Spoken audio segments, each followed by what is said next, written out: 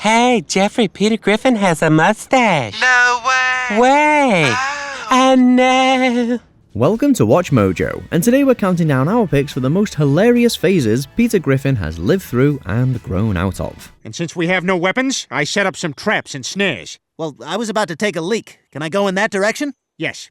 Ah! No. Number 10. Anime phase, Call Girl.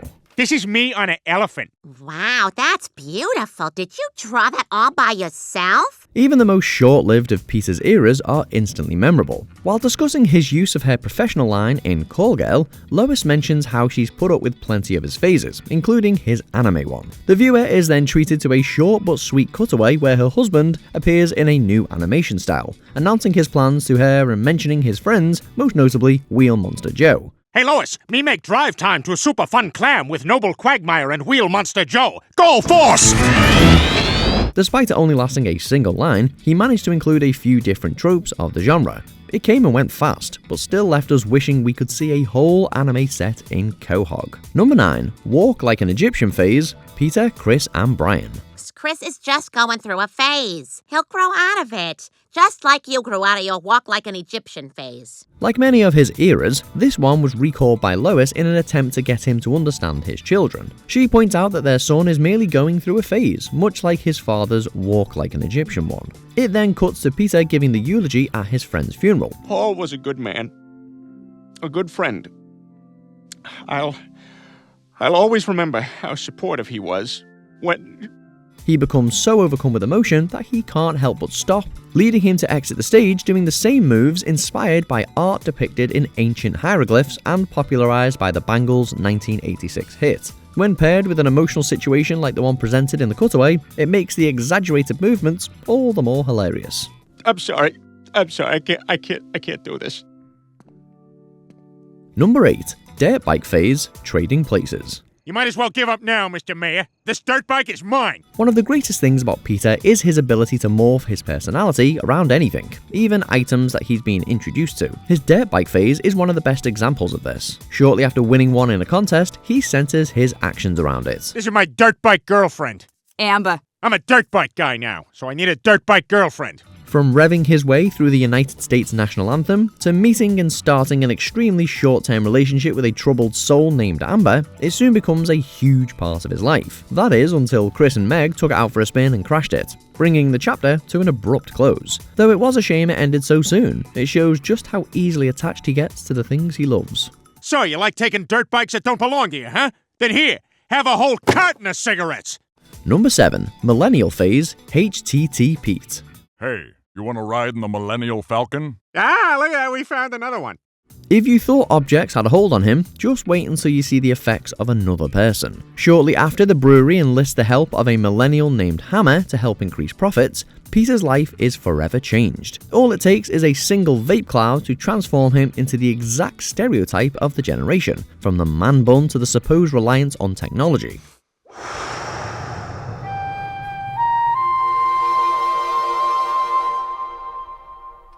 What happened? All of a sudden I feel like I know better than everyone else. It's a biting representation, but it's done in such a ridiculous way that it's hard to be genuinely offended by it. Though he immediately adapted well to the millennial lifestyle, it all came crashing down when Hammer was suddenly hit by a bus, with only an unfinished business idea to continue his legacy.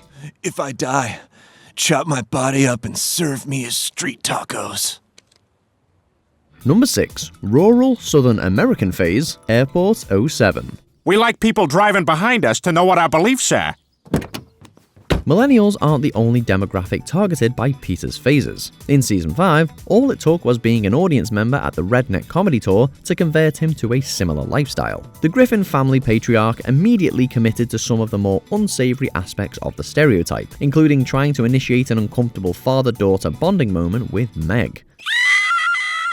Meg, come back here! Things came to a head when he had a fantasy of flying his truck, causing him to siphon jet fuel into it and costing Quagmire his job as a result. It may have been destructive, but his disgusting new habits did allow Brian to finally get his revenge on Stewie for the beating he took in Patriot games. Peter, that's disgusting. Here, spit in this cup instead.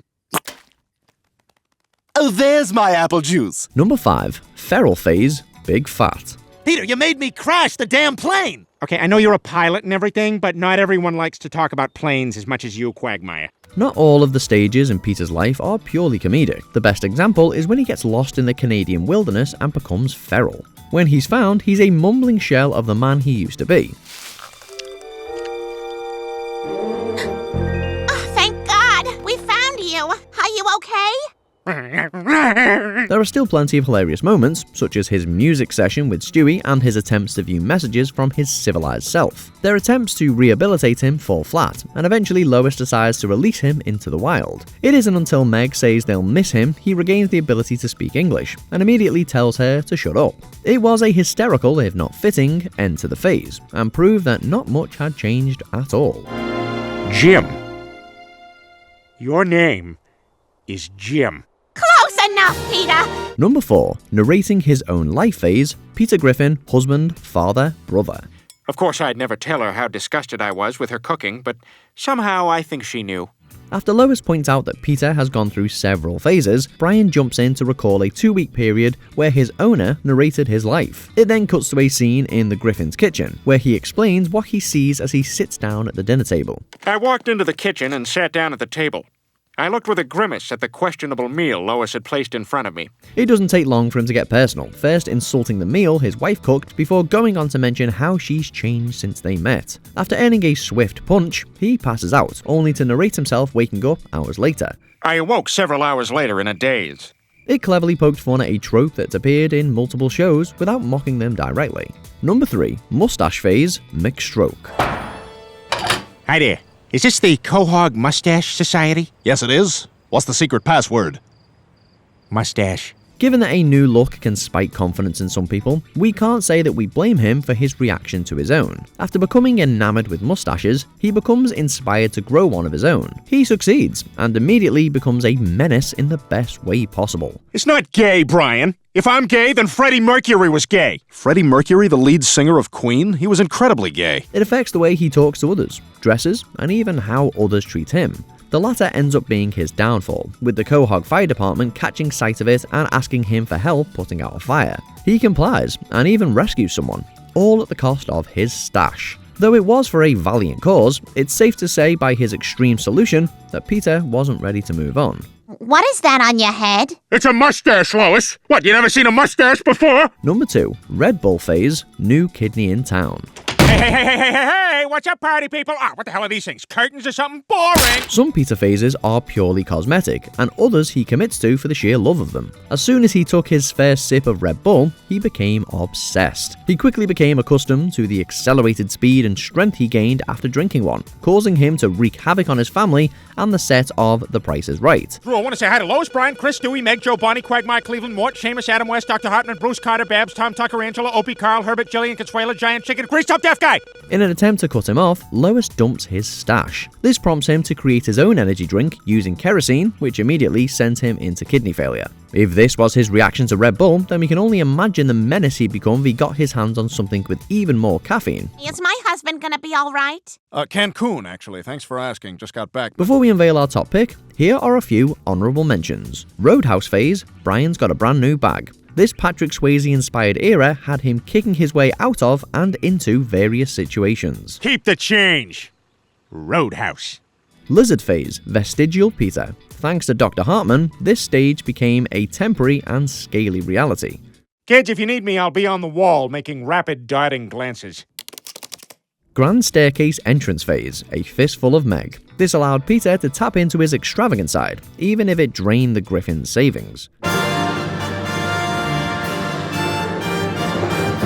Everywhere is a racquetball court phase, Turban Cowboy. Not even the living room was safe from him during this phase. So, Mike, now that you've thoroughly kicked my butt all over the court, what do you say we take one quick second to talk about the Wichita account? Before we continue, be sure to subscribe to our channel and ring the bell to get notified about our latest videos. You have the option to be notified for occasional videos or all of them. If you're on your phone, make sure you go into your settings and switch on notifications. Number 1. Justin Griffin phase, Quagmire's mum. Peter, why the hell do you look like that? My name isn't Peter. My name is Justin. I'm living a Justin lifestyle. Finding out you have a totally different first name than the one you've been raised with would send real people into a tailspin. For Peter, or should we say Justin Griffin, it's just another opportunity to rebrand. After learning about his true identity while opening up a checking account, he instantly adopted a more youthful personality and appearance. I'm a Justin. This is awesome. This changes everything. Peter, it doesn't change a thing. You're still the exact same person. I beg to differ. The carefree Justin lifestyle impacted all facets of his life, from parenting to his music taste. Lois puts up with it for a while, until he uses the moniker as an excuse to throw a huge party. She forces him to legally change his name back, and while it was great getting Peter back, we can't help but wonder if Justin had more to show. Peter! So, which of Peter's phases made you laugh the hardest? Let us know in the comments below.